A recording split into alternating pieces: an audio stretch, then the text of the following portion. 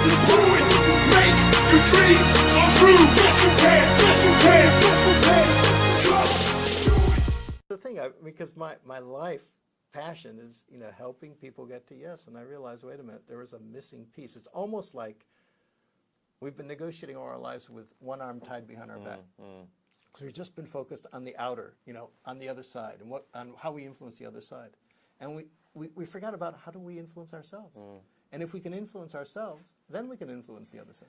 And the other thing is, if we influence ourselves, we can give ourselves a kind of degree of satisfaction that whether or not we reach agreement with the other side, in some sense, it doesn't even matter, because it starts with inner satisfaction. It moves to outer satisfaction, and moves back to inner satisfaction. Because we're always focused on, when we blame the other side, we're also looking to them to satisfy us. But I mean, as human beings, we can't help ourselves. I mean, we're always making comparisons. For example, there's this wonderful study that was done where they offered someone a free $400,000 house on a block where all the other houses are $100,000, or a free $1 million house on a block where all the other houses are $4 million, and more people chose the $400,000 house. Right. Like, we can't help ourselves. The way we judge our status in the hierarchy.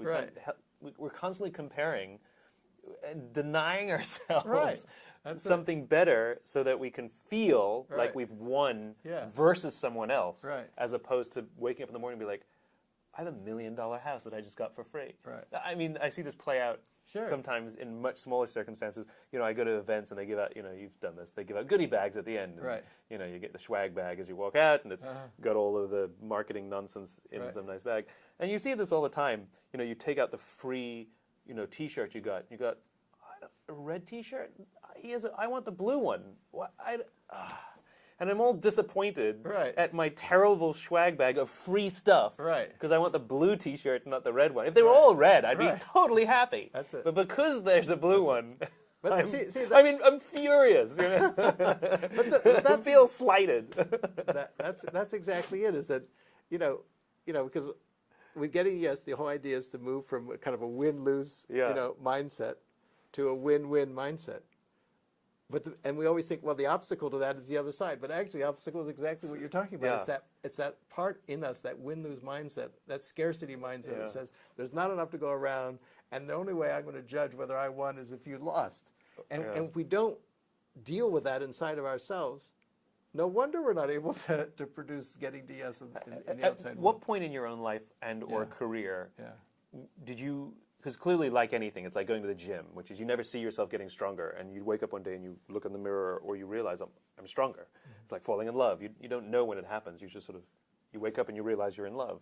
At what point in your own life or career did you realize, or were you able to find more satisfaction and actually be happier because you realized that you'd gone through this transition? Were you born this way? You always like this? Or do you remember when you started to just be grateful for what you had? It just made you a happier person. Do you know when that happened? Well, it's a good point. I think it's something that happened over time, and that. Do you know how far back? How long have you been okay with, yourself and what you've got, and is it 5 years, 10 years, 50? Yeah. Well, no. But I started being dissatisfied with myself and asking myself these questions when I was a teenager. Okay. But a lot of teenager self-consciousness and whatever. And I started looking in books of philosophy and wisdom and things like that. What's the meaning? There you of go, life? looking outside again. But no, I did things like I went out in the woods. I spent some time out in the woods, kind of looking at these questions. I went out in the mountains. But I think for me, actually, but then I hit a kind of plateau, and then. I think a lot of it was when Gabi was born, and I went through that whole thing because I think my brother died at the time, my mother died. It was a kind of it's a little bit of a dark period in my life, and I was and at the same time I was looking in my practice, but I think because a lot of it has to do, as you just pointed out, with self-acceptance. I mean that maybe the greatest gift you can give yourself is to kind of see if you can quiet that. We all have this voice, this kind of inner critic that's always criticizing and doubting. Psychologists say that we have, 60,000 thoughts a day, maybe up to, and the great majority of them are negative, if you actually sat down and counted all the negative thoughts. But the ability to, kind of wait a minute, start to accept yourself. And if you can accept yourself, you're much more likely to be able to accept others. If you respect yourself, you're much more likely to be able to respect others. So that's, again, so I'd say maybe about, 15, 16 years ago, from that plateau, I began to kind of look more, and I could see it in my practice as a negotiator, as a mediator, like I was getting into tough situations, like I think I may have told you that, like, I was involved, like, for example, in Venezuela, where I was dealing with President Hugo Chavez, for example. And I remember, you often in tough situations where, like, I remember having one meeting with him, like, at midnight, and thinking I was going to find him alone. He just had his whole cabinet arrayed behind him, and he said, "So, Yuri, what do you think of the situation?" And I said, "Well, Mr. President, I've been talking to your ministers, I've been talking to the opposition. Seems to me making some progress." "What do you mean making progress?" He said, and he leaned in very close to my face and he started to yell at me. "You're naive, you're foolish, you're not seeing the dirty tricks." And he just full on yelling for like 30 minutes. And I'm thinking, wow, okay, all this work for the last 2 years down the drain. But because of this work, I was able to kind of like go to the balcony for a moment and say, wait a minute, because I felt like defending myself. And, but then I said, wait a minute.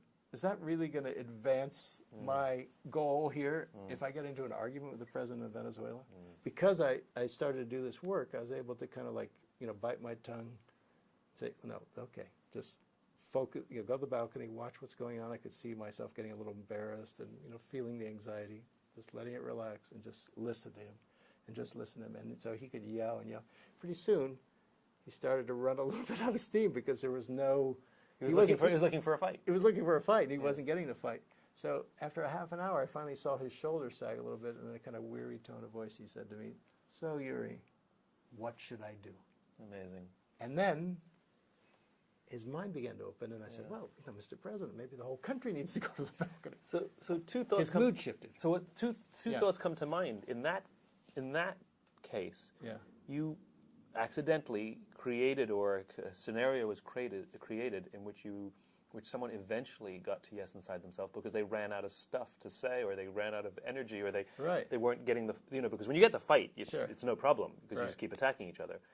But it sounds like for a split second there, for a moment there, he actually got to yes with himself, which made him open-minded. Right. But the situation, I guess, exhaustion, right? I mean, a lot of things happen because of exhaustion. Right, that's true. Warring parties get exhausted, and now we're willing to talk. That's true. Or we've spent so much money on lawyers, now we're willing to negotiate. That's true. His mind opened for that that's second. interesting. And because I mean, it goes back to your point about, giving courage, because I had listened to him, he was more willing to listen to me all of a sudden. And so the question is, how do you break that cycle of, I'm not going to listen to you, you're not going to listen to me. I'm going to reject everything you say, you're going to reject everything. I'm going to blame you, you're going to blame me, which is the basic structure of conflict. How do we turn that around? How do we break that cycle? Someone has to do it first.